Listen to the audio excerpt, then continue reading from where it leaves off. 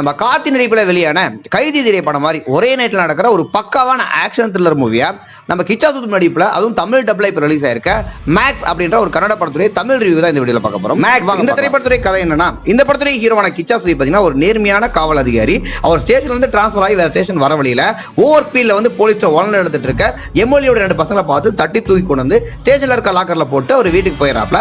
அவர் போன கொஞ்சம் நிமிஷமே அங்க இருக்க கொஞ்சம் போலீஸும் அர்ஜென்ட் வெளியே போயிடுறாங்க. அப்படி வெளியே போயிட்டு உள்ள வர எல்லாத்துக்கும் மிகப்பெரிய ஷாக். ஏன்னா லாக்கருக்குள்ள இருந்து 2 எம்எல்ஏ பசங்களும் போலீஸ் கன் யூஸ் பண்ணி மாறி மாறி சண்டை போட்டு சுட்டு இறந்துடுறாங்க.